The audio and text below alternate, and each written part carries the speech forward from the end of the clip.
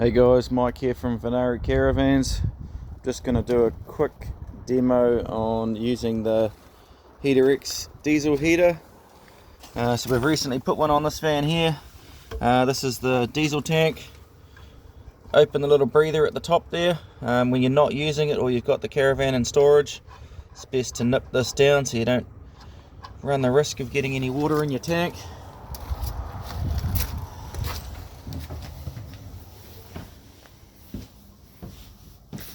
And in this case, we've put the diesel heater under the bed to the side there, with the outlet shooting down the hallway.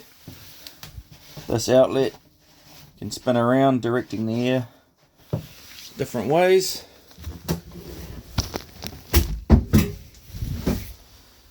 And we've put the screen here. So you turn the power on. It's about as simple as that. And then you can turn the temperature up or down.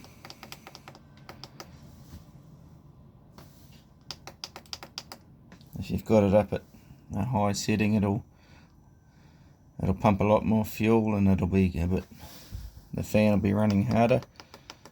Down around 20 odd, it's nice and quiet.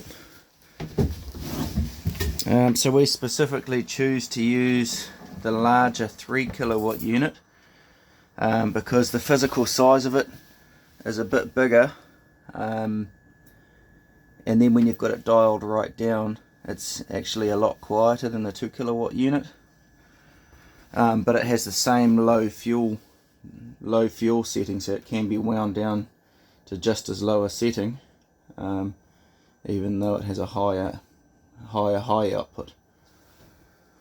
So that's all there is to it, really.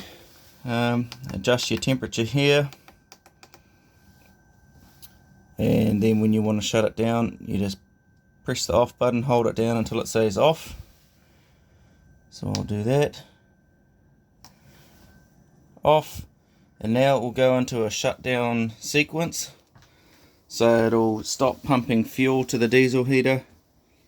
The fan will remain running until it's cooled down a bit, so the fan will run for a minute or two once it's warmed up and running properly.